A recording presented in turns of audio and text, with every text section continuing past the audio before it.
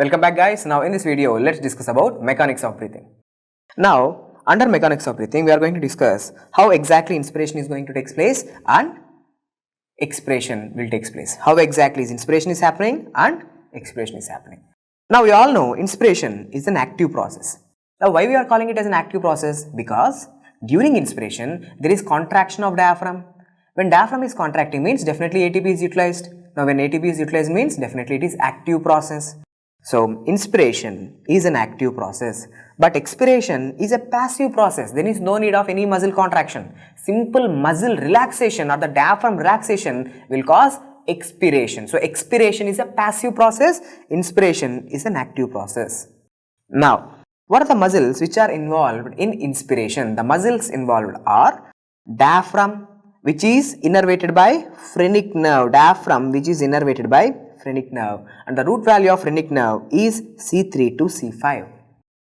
Apart from diaphragm, yes, diaphragm is a major inspiratory muscle. Apart from diaphragm, there are muscles like external intercostal muscles, scalene's muscle and sternocleidomastoid muscle. These muscles, external intercostal, scalene muscles and sternocleidomastoid muscles are also involved during inspiration. Now, let's talk about the expiration part. See, expiration, it's a passive process. There is no need of any muscle contraction. Simple relaxation of diaphragm is enough to expire the gases out of the lungs. But if you want to have forceful expiration, for example, when you are going to have forced expiration, when you are blowing out the balloons or when you are blowing the candles during a birthday party, now you are going to do what? Forced expiration. Forced expiration is an active process, but normal general expiration is passive process. Okay, no need of any muscles.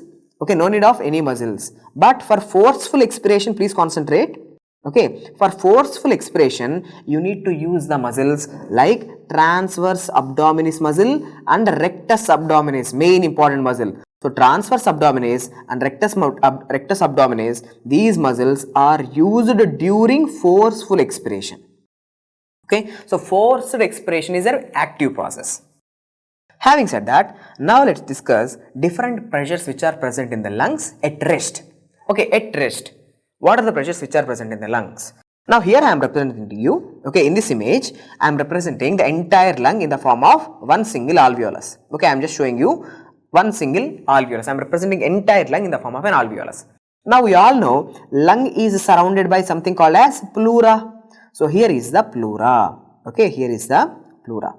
Now, what is the pressure in the environment? The pressure in the environment or the atmospheric pressure is 0 atmos. Okay, so the atmospheric pressure is 0.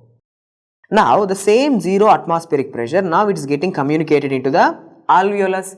So what is the intra-alveolar pressure? The intra-alveolar pressure is also 0. Outside it is 0. Now the same pressure is getting communicated into the alveolus. So inside the alveolus also it is 0. Okay, now what is the pressure in the intrapleural space? This is the intrapleural space which I am showing you right now. This intrapleural space, it is having negative pressure. How much? Minus 2.5 mm Hg or minus 2 mm Hg. Okay, both are correct. Some books mention minus 2.5 and some books mention minus 2 mm Hg. Okay, so intrapleural pressure, important point is, it is all the time negative. It's always negative. Now some students will get it out. Sir, what is this negative pressure? Remember, negative pressure is nothing but the vacuum. So your lungs, okay, your lungs are surrounded by the vacuum. Okay, even during rest. Now we all know vacuum is something which will try to attract the substances. For example, in the next room, if there is vacuum, means what will happen? That vacuum will try to suck the substances towards itself. So your entire lung is surrounded by the vacuum even during rest. So now what this vacuum is doing, what is the importance of vacuum? This vacuum is keeping the alveolus kept open. Okay, vacuum is sucking from all the directions, so alveolus are kept open. Okay, we'll discuss more about it, but anyway, let's go one by one. Sir, what is atmospheric pressure? It is 0 mm Hg outside. What is the intra-alveolar pressure? 0 mm Hg. What is the intrapleural pressure? Intrapleural pressure is always negative. Okay, now why it is negative? The negative intrapleural pressure is due to dynamic harmonious antagonism between chest wall and the lungs. Okay, now all the time chest wall, what it want to do? Chest wall wants to expand out. Okay, your chest wall, it want to expand out. What your lungs are doing? Lungs all the time want to collapse. Now there are two opposite forces are there. Now to be more specific, let me draw lung here. Okay, here is the lung, small lung. Okay, here is a small lung. Now lungs are present in the chest wall, like lungs are present in the chest cavity. Now here are the ribs. Okay, on the side I am showing you the ribs. Here is the lung surrounded by the ribs. Now lungs are covered by what? So lungs are covered by pleura. See, here is one pleura which is directly attached to the lung surface. So this is an example of visceral pleura. Okay, it is visceral pleura. And now there is one more pleural layer which is more towards the rib cage. Okay. So this pleura which I am showing you in yellow color is parietal pleura. Now tell me, how many layers of pleura are there? There is visceral pleura which is attached to the surface of lung, and there is parietal pleura which is attached to the ribs. Now ribs all the time wants to move out. So parietal pleura is all the time going out, and visceral pleura, what? Visceral pleura is attached to lungs. So lungs all the time want to collapse in. Because of the surface tension, because of the elastic recoil, lungs all the time want to collapse in. So now tell me here which pressure is generated. See, here this visceral pleura wants to move in. Parietal pleura wants to move out. So in this particular point, the two oppositely acting forces are getting developed. So here you will develop a negative pressure. See, this negative pressure is due to dynamic harmonious antagonism. Okay, dynamic means moving. Chest wall wants to expand out, lung want to collapse in. Because of two dynamic harmonious antagonism, the intrapleural pressure is negative. Okay, intrapleural pressure is negative. Now, after discussing this, let's talk about what is transpulmonary pressure and what is the importance of transpulmonary pressure. I am talking all these pressures at rest. See, at rest, what is the intraalveolar pressure? Intraalveolar pressure is 0. Okay, intraalveolar pressure is 0. What is the intrapleural pressure? It is -2. So now what is transpulmonary pressure, sir? So difference between intraalveolar pressure and intrapleural pressure. Intraalveolar pressure is 0, 0 minus -2.5. 0 minus of -2.5 is plus 2.5. Okay, so the transpulmonary pressure, the pressure difference between the alveolus and the pleural cavity, that pressure difference is called as a transpulmonary pressure. And what is the normal transpulmonary pressure? It is plus 2.5 mmHg. Okay, plus 2.5 mmHg. Now, what is the importance of this plus 2.5 mmHg? So, it is a positive pressure which is keeping the alveolus open. Okay, now at rest, alveolus are not collapsed. Alveolus are open, right? Some amount of air is there, right? Now, who is keeping the alveolus kept open? It's a transpulmonary pressure of plus 2.5 mmHg. It is keeping the alveolus kept open. Or in simple words, we can say at rest, lungs are surrounded by the vacuum. Okay, so this vacuum is now stretching the lungs or keeping the alveoli stretch open. Okay. So, please look at here, the transpulmonary pressure, it's a distending pressure which keeps the alveolus open during rest. Having said that, now let's discuss about what happens during inspiration. What happens during inspiration? Again, I'm just trying to show you here, this is the lung. Okay, this is the lung. Lung is surrounded by what? Lung is surrounded by the rib cage. Okay, ribs are present over here. Now, lung is having which pleura? Lung is now in direct contact with the visceral pleura. And there is one more pleura which is called as a parietal pleura. See, the parietal pleura is now attached to the chest wall. Now, down here, who is sitting? Downside here, lungs are sitting on the diaphragm. Here is the diaphragm. Now tell me, see, this parietal pleura on the sides it is attached to ribs, On the downside, it is attached to diaphragm. Okay. Now this is the parietal pleura. Now what I am trying to put into your mind is the parietal pleura is attached to the ribs. Okay, sir. On the downside, it is attached to the diaphragm. Okay. Now how exactly inspiration will happen? We'll see now. So during inspiration, chest wall will expand or not? Yes, sir. Chest wall is expanding or expanding out. And what happened to diaphragm? Diaphragm will contract. So now tell me, parietal pleura is moving far away or not? Yes. Now because of the contraction of diaphragm, this parietal pleura will be pushed downwards. As the chest wall is expanding, the parietal pleura is also now pushed outwards. Now what happens? Now what happens to the intrapleural volume? Now intrapleural volume is increasing or not? The parietal pleura is moving away. So what happened to the volume? Intrapleural volume or the intrapleural space. What happens? Intrapleural space increases or intrapleural volume increases. We all know from the Boyle's law, when volume increases, what happens? Pressure decreases. Now normal pressure is how much? Minus 2.5 mmHg. Now during inspiration, what is happening? So during inspiration, the intrapleural volume increases, so that intrapleural pressure will decrease. It will become more negative. Normally it is minus 2.5, now it will become minus 6. So from minus 2.5 mmHg, now it will become minus 6, means falling down. Intrapleural pressure is falling down, which means lungs are covered with more vacuum. Now there is more vacuum which is getting generated around the lung. More vacuum means the vacuum will stretch open the alveolus. Okay, now vacuum is stretching the alveolus wide open. Okay, now see what will happen. Now as there is more vacuum which is getting generated around the lungs or around the alveolus, now what happened to the alveolar volume? Even alveolus will be opened like this. So alveolar volume increases, alveoli expands, so alveolar volume increases. So when the alveolar volume increases, what happened to the pressure inside the alveolus? The alveolar pressure decreases. Okay, normally it is 0, intraalveolar pressure is 0. Now intraalveolar pressure is falling down, which means from 0 it will become minus 1, it will become minus 1. So please concentrate here. Now it is becoming minus 1.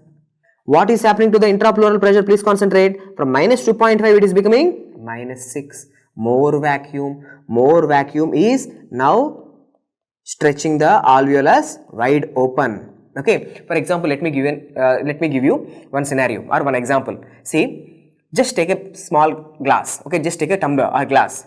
Now just keep it to your mouth. Okay, just keep it to your mouth and try to suck out all the air out of the glass. Now whenever removing all the air out of the glass, what is going to be generated inside the glass? Vacuum will be generated. Okay, I hope most of you guys have already tried this, okay, in your childhood. Take a glass, put it to your mouth and try to suck the air out of the glass. Okay, you are removing all the pressure. Now inside the glass, vacuum will be generated. Now what that vacuum will do? The vacuum will try to suck your lips into the glass. So vacuum, what it will do? It will try to suck all the things. Now here more vacuum is generated in the intrapleural space. Now this vacuum will suck, or this vacuum will cause the distension of the alveolus in all the directions. Now alveolar volume increases. When alveolar volume increases, intraalveolar pressure decreases. From 0 it will become minus 1. Outside is 0. Here inside it is minus 1. Who is more? 0 is greater than minus 1. So automatically air will move from high pressure to low pressure. So this is how entry of air will happen. So how air is entering into the lungs? First, chest wall expands, diaphragm contracts, which increases the intrapleural volume. When intrapleural volume is increased, intrapleural pressures decreases. From minus 2.5 it will become minus 6 mmHg. More vacuum is there. Now that will expand the alveolus. When the alveolus are expand, the intraalveolar pressure decreases. So intraalveolar pressure will move from 0 to minus 1. So outside is 0, inside it is minus 1. So automatically air will enter into the lungs. So this is how inspiration happens. Now air is entering into the lungs. Please concentrate. Now air is entering into the lungs. So at the end of inspiration, see air is coming, right? Air is coming. So at the end of inspiration, what will happen? Again the pressure will become, again the intra-alveolar pressure, it will come to 0. So air came, right? New air came, and again in the environment and in the alveolus, pressures become equalized.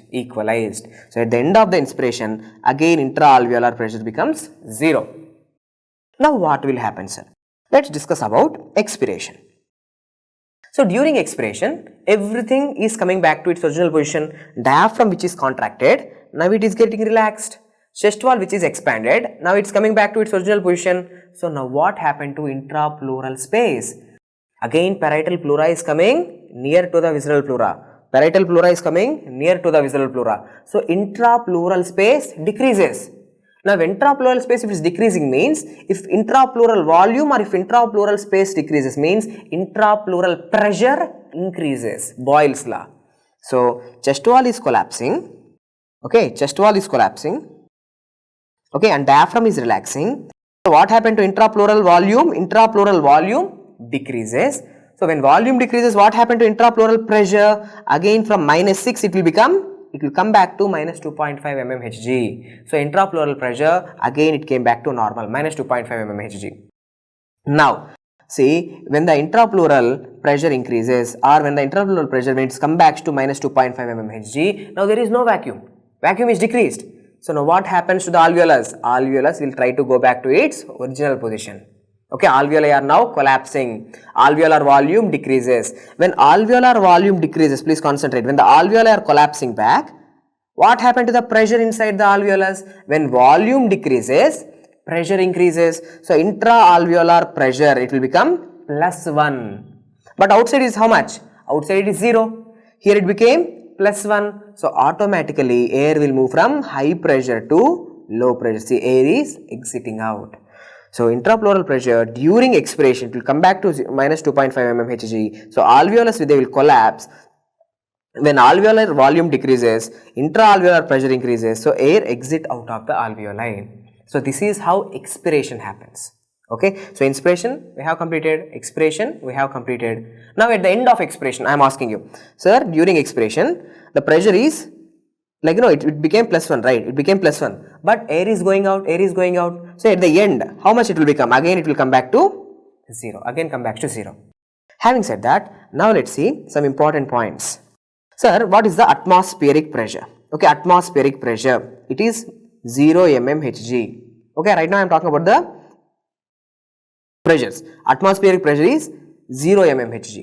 Intra-alveolar pressure during expiration, intra-alveolar pressure during expiration is +1 mmHg, and intrapleural pressure it is -2.5 mmHg. All these values are during expiration.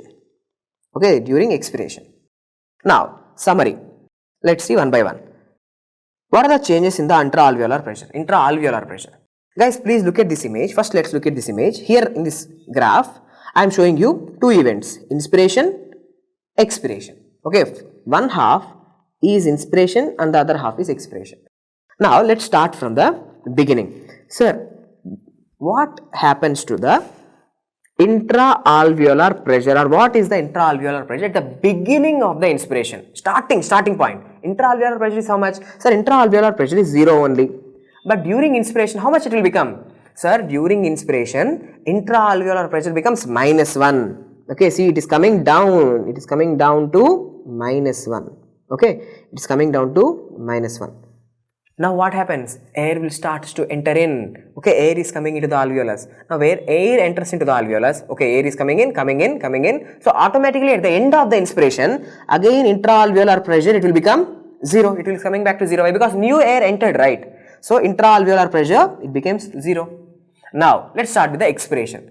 Now in expiration, what happens? Sir, alveoli are collapsing in. When alveoli are collapsing in, what happened to the pressure? The pressure increases to +1. Now inside it is +1, outside it is 0. So what happens? Air exits out of the lungs. When air is exiting out of the lungs, again what happens to the intra-alveolar pressure? It will again come back to 0.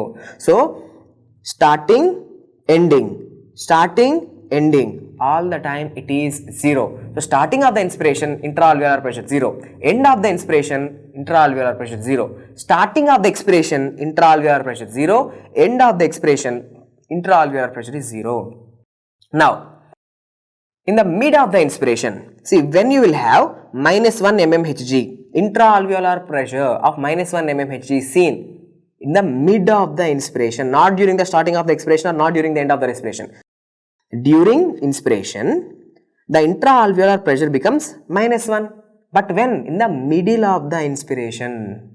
Okay, even same is true with the expiration also. During expiration, every student knows that intra-alveolar pressure becomes plus 1. But when? Not during the starting of expiration, but during the mid of expiration. During the mid of expiration, the intra-alveolar pressure, it becomes plus 1. Okay, small change here. It is this is plus 1. Okay, this is plus 1. Okay, there is no symbol, right? There is no symbol. Simple. This is plus 1. Okay, don't confuse. This is not minus 1. This is plus 1. Okay, it becomes plus 1.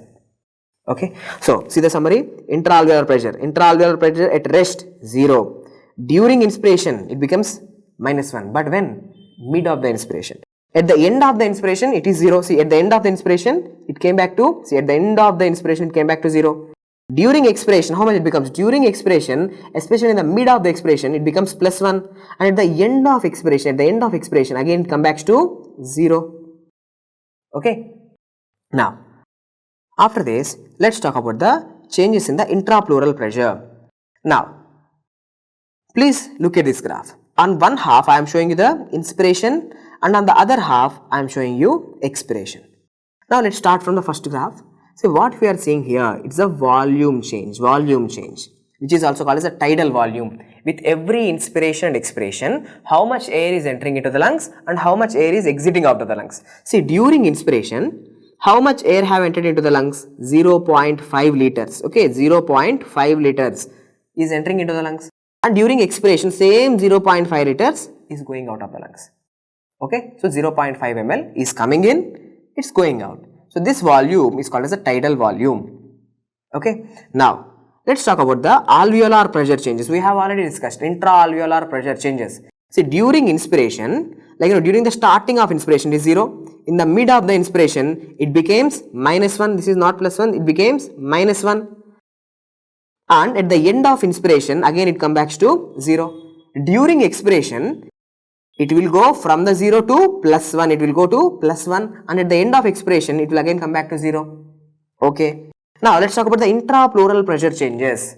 During inspiration, starting, how much it is? Minus 2.5 mmHg. From minus 2.5 mmHg, it will become minus 6. Okay, it will become almost minus 6. And during expiration, from minus 6, it will again come back to minus 2.5 mmHg. We have seen this. Okay, and what is the airflow, sir? When you will have the maximum airflow? Sir, see, the maximum airflow during inspiration, see, air is going in. The maximum airflow is going to be seen when? In the mid of the inspiration and in the mid of the expiration. I have explained to you, sir, during inspiration, the intra-alveolar pressure becomes minus 1. When? In the mid of the inspiration. So, maximum amount of air will enter into the lung in the mid of the inspiration. And the same is true with the expiration also. During expiration, the intra-alveolar pressure becomes plus 1. When? During mid of the expiration. So, during mid of the expiration, here it is plus 1, outside it is 0. So, maximum amount of air will exit out of the lung during mid of the expiration. Okay, so maximum airflow is seen during mid inflow, okay, middle of the inspiration and middle of the expiration. Okay, guys, with this we have completed the mechanics of breathing. We have seen how inspiration happens and how expiration happens, and also we have seen what are the pressure changes and volume changes during inspiration and expiration. Hope the video is helpful. In the next video, let's discuss about the concept of compliance and elastance. Thank you.